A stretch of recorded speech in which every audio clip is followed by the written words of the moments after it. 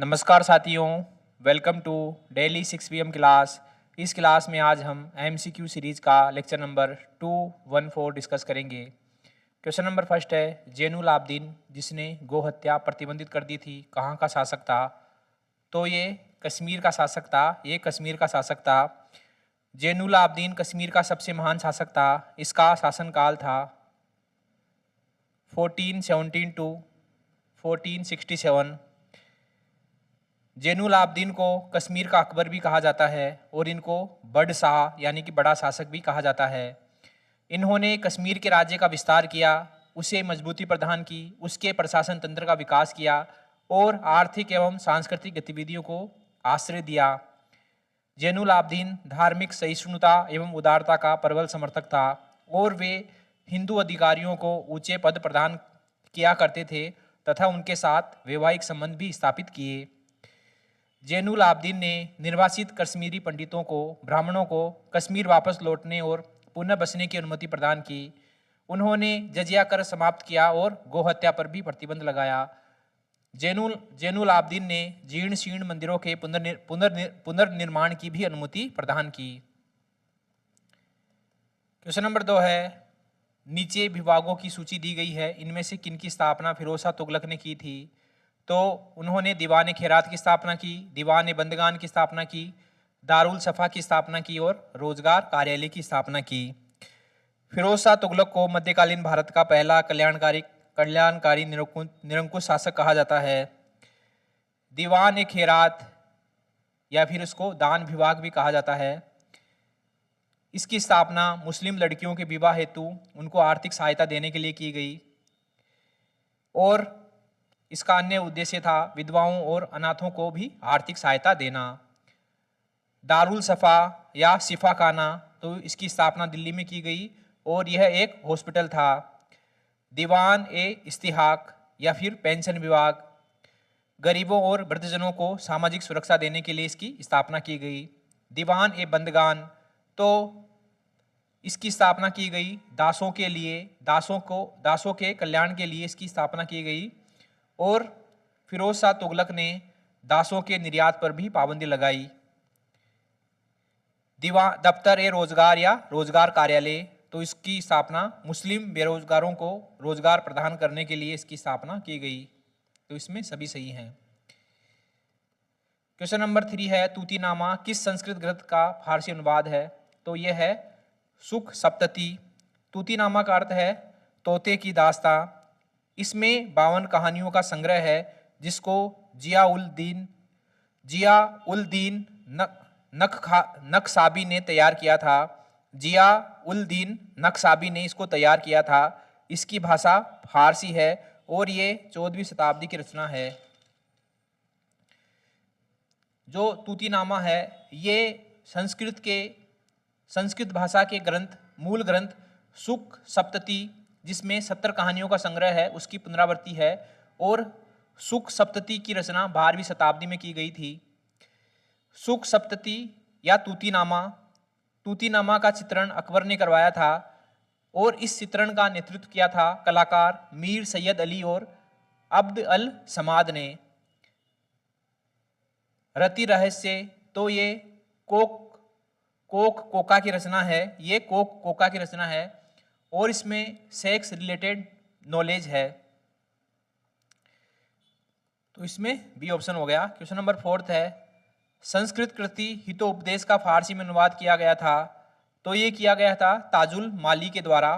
ताजुल माली ने इसका फारसी में अनुवाद किया था और इसका नाम रखा था मुफरी उल कलाब।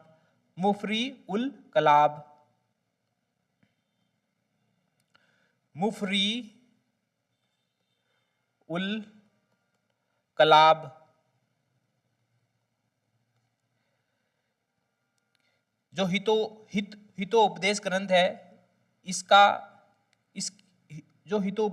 है इसकी रचना की थी नारायण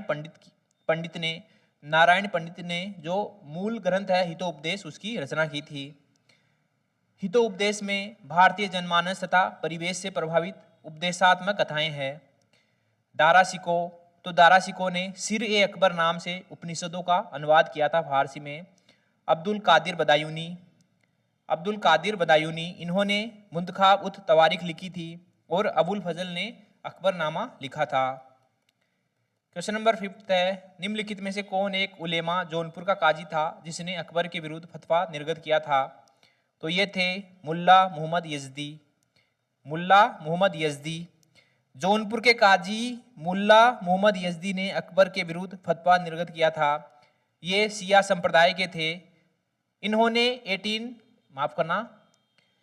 मुल्ला मोहम्मद यज़दी ने 1583 में अकबर के हिंदू धर्म के प्रति सहिष्णुता और उसकी नीतियों के विरुद्ध फतवा जारी किया था। मुल्ला मोहम्मद यज़दी ने 1583 में अकबर के हिंदू धर्म के प्रति सहिष्णुता और उसकी नीतियों के विरुद्ध फतवा जारी किया था। क्वेश्चन नंबर 6 है, किस विद्वान को हुमायूं ने अमीर अकबर की उपाधि अकबर की उपाधि प्रदान की थी? तो ये की थी ख्वांद मीर या खोंड मीर को। अमीर अकबर का मतलब होता है विश्व का कमांडर या विश्व का प्रमुख। ख्वांद मीर या खोंड मीर का जन्म 1475 में हेरात में हुआ था। ख्वांद मीर फारसी इस्लामी विद्वान थे और वे मुगल काल में एक प्रसिद्ध फारसी इतिहासकार और विद्वान थे। मिर्ज़ा हैदर दोगलत, तो ये इनकी रचना है तारीख ए राशिदी और ये मुगल काल के लेखक थे। क्वेश्चन नंबर 7 है, किसने रामायण का फारसी में अनुवाद किया था? तो रामायण का फारसी में अनुवाद किया था अब्दुल कादिर बदायूनी ने अकबर के शासनकाल में। तो इसमें अब्दुल हमीद लाहौरी है, ये नहीं होगा। इनायत खां है, ये भी नहीं होगा। इब्न हर करण, ये भी नहीं होगा। मुंशी बनवाली दास है, ये भी नहीं होगा। ठीक है, तो किसने किया था? अब्दुल कादिर बदायूनी ने। टोडरमल ने भगवत पुराण का फारसी में अनुवाद किया था। इब्राहिम सरहिंदी ने अथर्ववेद का फारसी में अनुवाद किया था। फेजी ने गणित की पुस्तक लीलावती का फारसी में अनुवाद किया था। मुकम्मल खां गुजराती ने ज्योतिष शास्त्र का फारसी में अनुवाद किया था। मौलाना शाह मुहम्मद शाहवाही ने रास्तरंगिणी का फारसी में अनुवाद किया था।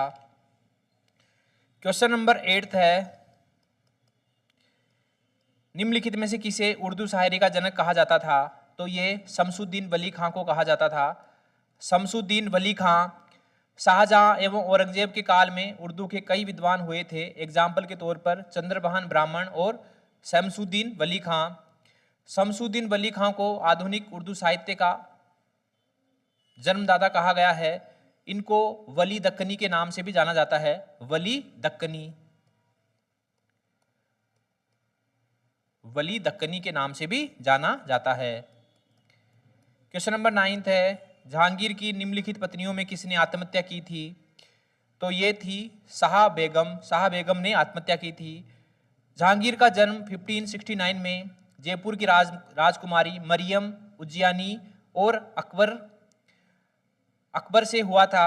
और जहांगीर का विवाह 1585 में भगवान दास की बेटी तथा मान सिंह की बहन मानबाई से हुआ था, जिसको जहांगीर ने बाद में शाह बेगम की उपाधि दी थी। और जहांगीर और शाह बेगम से खुसरो नाम का पुत्र हुआ था। ठीक है, जहांगीर की अति शराबखोरी और नशा करने की आदत से परेशान आकर शाह बेगम ने आत्महत्या कर ली थी।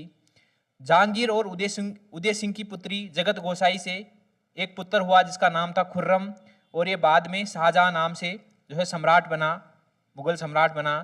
जहांगीर और साहिब जमाल का पुत्र हुआ परवेज, और जहांगीर का एक पुत्र था शहरयार, ये रखेल से पैदा हुआ था। क्वेश्चन नंबर 10 है, निम्नलिखित घटनाओं को काल क्रमानुसार लिखिए और नीचे दिए गए कूट के आधार पर सही उत्तर का चयन कीजिए। काल कोठरी की घटना तो ये हुई थी 20-21 जून 1756 में। बक्सर का युद्ध हुआ था 1764 में, 1764। मीर जाफर की मृत्यु हुई थी 1765 में, और इलाहाबाद की संधि हुई थी 1765 में। मीर जाफर की मृत्यु हुई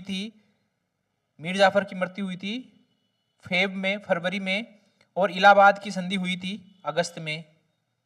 ठीक है, तो बक्सर का युद्ध लड़ा गया था मीर कासिम अवध के नवाब शुजाउद्दौला और मुगल बादशाह शाह आलम द्वितीय की संयुक्त सेना और ईस्ट इंडिया कंपनी के मध्य, इसमें ईस्ट इंडिया कंपनी की जीत हुई थी। और इलाहाबाद की संधि हुई थी मुगल बादशाह और अवध के नवाब और ईस्ट इंडिया कंपनी के मध्य। ठीक है, तो इसमें सही काल अनुक्रम क्या है?